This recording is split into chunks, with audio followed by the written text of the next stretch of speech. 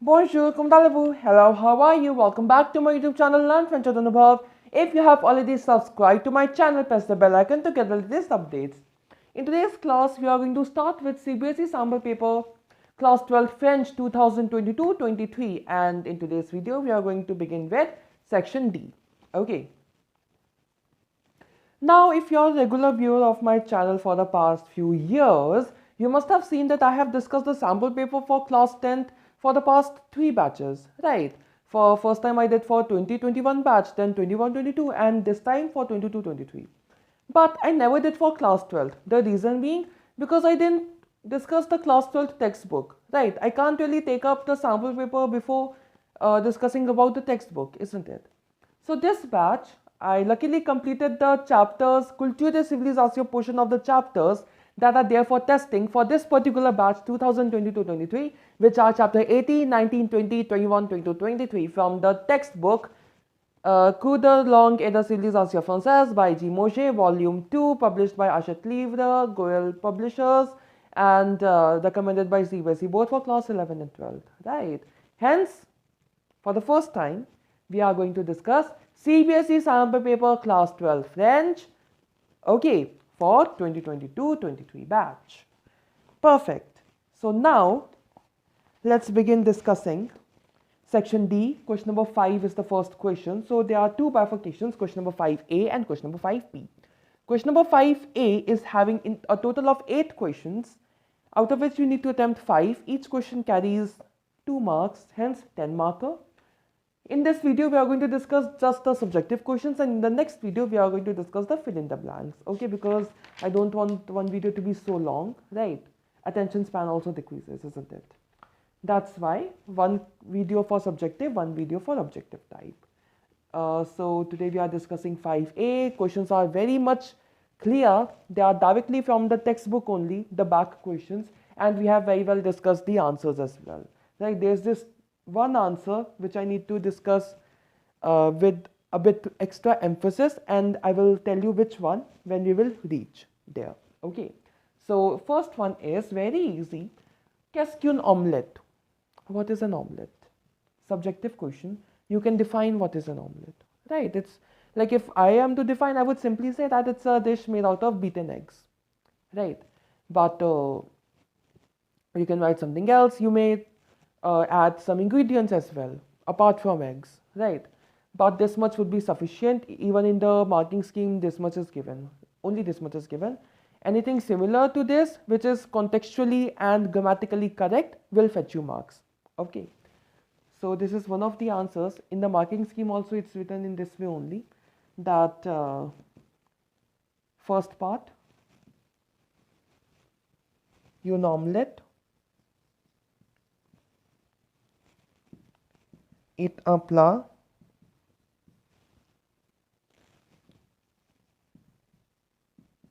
qui est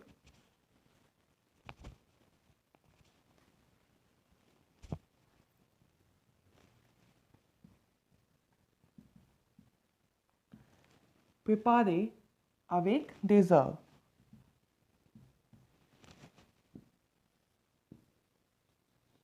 You can add this detail, battu. Beaten, okay. First you beat the eggs, right? So une omelette est un plat qui est préparé avec des œufs battus. So omelette is a dish which is prepared with beaten eggs, okay. Second one, la Bourgogne est-elle riche et variée? Pourquoi? Direct question from the book. Bourgogne, why is this region rich and varied? Why? You need to give the reason as well. First you need to answer, is it rich and varied, and if yes, then give the reason for that, right? So of course Bourgogne, the wine is so famous, there's so many variety of that wine, like the people are related with the closely connected with the culture there, right? It's the birthplace of so many illustrated or famous people, right? Hence it is rich and varied. So that's what we are going to write here. In the sample paper, there's this extra point which was that the people there are attached a lot to the culture and their material life there, right? So you can add that point as well, very well, you can add that point. but I would say this much will be sufficient. Okay, the answer that I am writing shall also be fine because it justifies that yes, Bourgogne is rich and varied. A riche. Because that particular sentence wasn't really directly mentioned in the chapter. You can interpret from the chapter, from the text, right? So if you can interpret such statements, then you can very well write it. But in case you find some difficulty in that, you can directly write the statements that are present in the text. Okay, there's no harm in that. But of course, if you can interpret and write some sentences from your own side, from your own understanding, that definitely adds up value, okay, to the answer, isn't it? Cette Provence est connue pour son vin. So this province is famous for its wine. What's the name of the wine? La Bourgogne. Masculine singular, feminine singular, the place with capital B, wine with small b. La Bourgogne.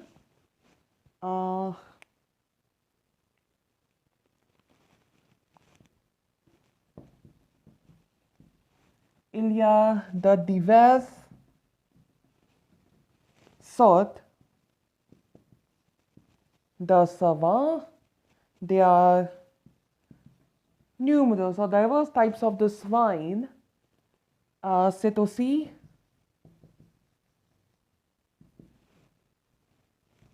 le lieu de naissance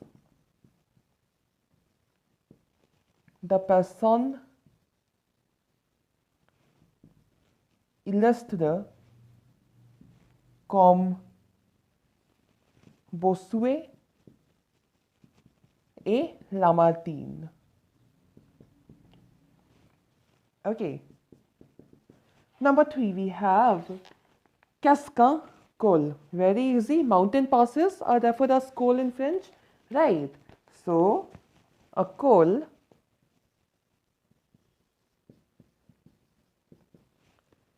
c'est un passage. Most of the answers I have taken from the marking scheme only, right? Like it might happen that the answers slightly varied that we discussed in the chapters video, right? So since we are discussing the official sample paper, I thought why not to just have the answers which are there in the sample paper, in the marking scheme of it, right? Though the answers that I discussed in those videos as well are completely fine. A col, c'est un passage étroit. Also, the one statement that I say in every sample paper video, that the credits for the CBSE sample paper goes of course to the CBSE and the teachers who have framed the question paper. It's just that I'm just discussing the answers with you guys. Okay. Col, c'est un passage étroit entre the montagnes. Col, it's a mountain pass, it's a mountain strait, and it's a mountain strait, yes it is, mountain pass. It is a straight road between two mountains. Okay. Now next question is what I want to discuss specially, qu'est-ce, qu'une, récréation. Now when I was reading the chapter, I interpreted récréation as the actual récréation, like in English, right? Récréation, recreation. Recreation is what? Hobbies, leisure time, right? Pastimes. But I got to know this that in the context of the chapter, récréation does not mean loisir or hobbies or something, right? Instead, it is, I need to rub this off. You can take a screenshot of it. 3, 2, 1, go. Yeah. So I checked it. I did some back-end research, and then I got to know that in the context, récréation actually means the recess time or the lunch break given in between the classes. That is récréation. So that's what we are going to write in today's answer, right? The answer is again right from the marking scheme given. So you can do this correction if you wrote récréation's definition that day, in which I defined récréation as a loisir activity, right? As it refers to the activities that one likes to do, but in the context it actually means the recess time, right? So you can correct in case you wrote this answer from my video, right? So let's discuss the corrected one or the contextual one, right? Qu'est-ce que la récréation? What is recreation? So la récréation est une pause entre les cours à l'école. Les enfants mangent pas et ils jouent avec leurs camarades. So the recreation is or the recess is a pause between the classes of the school. The students or the children eat a bit and they play with their classmates. Very easy. Right, let's write it here as well in French.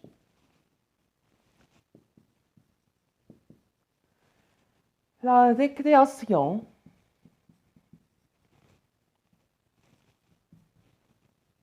est une pause entre les cours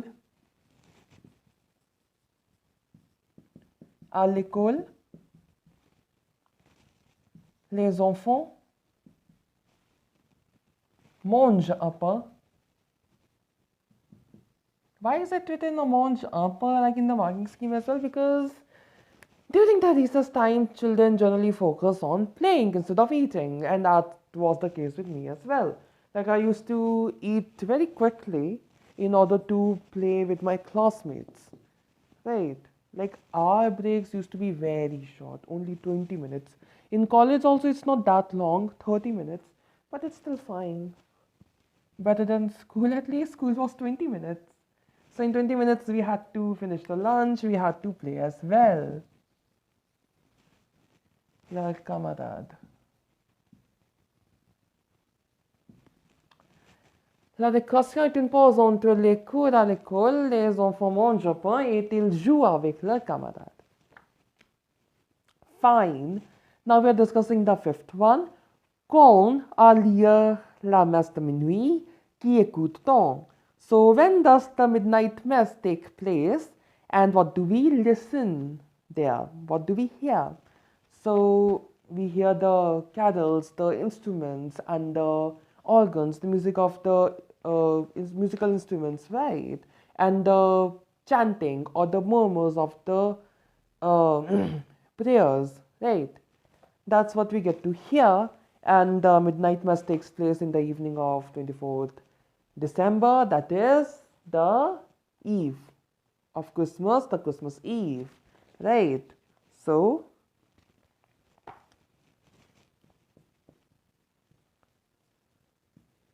la messe de minuit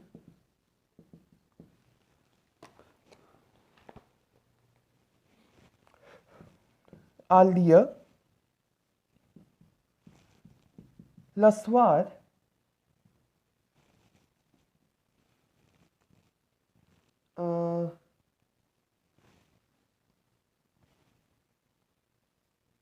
wait. A lieu la veille de Noël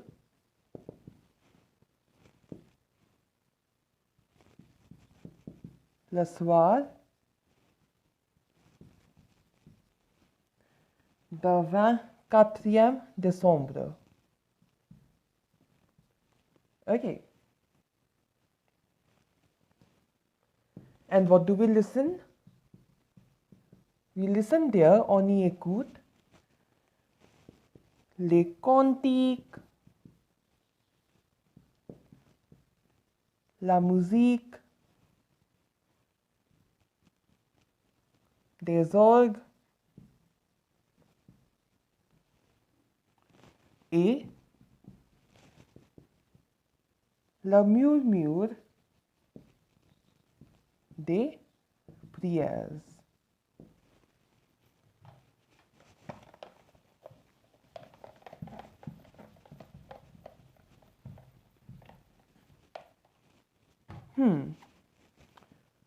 Sixth one, we have que mange-t-on au réveillon.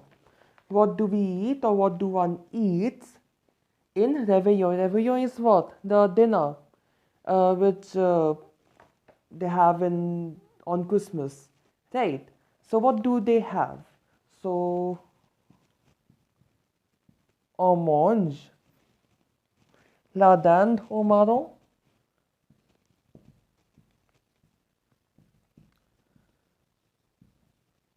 turkey with the chestnuts, et la bûche de Noël au chocolat, Christmas tree made out of chocolate as a dessert, right? And what in the beverage?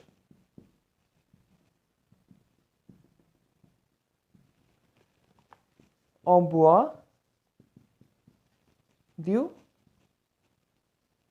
champagne aussi. One drinks champagne as well. Nommez quelques sports d'hiver. Name few sports of winters. Sled and ski. Right, easy. Paraphrasing the questions. Quelques sports d'hiver sont le ski et la luge. There's a ski and there's a sled. L-U-G-E, in case the spelling is not clear, because I didn't write clearly. So, anyways, last question left. Maybe I can rub this one. Yeah, I can rub this one. So, okay, now discussing about how I'm going to deal with the sample paper for class 12, the approach is going to be similar to the approach followed for class 10 sample paper this year. That culture, civilisation, 2 videos, grammar, 2 videos, right? And comprehension, 1 video only. And if grammar is quite long, then I might make 3 videos as well, right? And for writing part, each long question will have a separate video, right? So that's how I'm going to do the sample paper for class 12. And this time, since I have started discussing the sample paper for class 12, probably next year as well I'll do the same. And since I discussed the answer key as well, I might do it for class 12 too, okay? But hopefully my exams don't coincide with the board exam date, because if my exams are there, I won't be able to upload the answer key on short notice, right? But if my exams are not there, then definitely the usual way in which I upload, like on the day of exam, during the evening or the night, I try to upload all the answers, right? So let's see how's the date sheet for the upcoming semester. Third one, 8th one, où se trouve la Provence? Quel est le vent qui souffle en Provence? Very easy, discussed in the previous video only. Like there's a vlog as well for the past 1 month. I'm unable to edit because of my exams. So we'll try to edit that very soon. And let's see if in future as well I might make 1 or 2 vlogs within a few weeks. So let's see.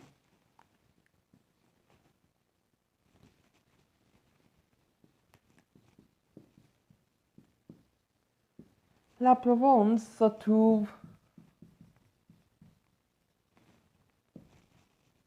dans la Midi de la France. One can find Provence in the southern region of France. And the wind, quel est le vent qui souffle en Provence? Le vent qui souffle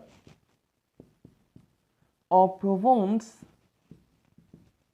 s'appelle le Mistral. With this, we complete the subjective portion of Culture et Civilisation, that is section D, and now we have to do the objective part of section D in the next video, and that video is going to be pretty short because there's only 7 fill in the blanks. Anyways, it's fine, right?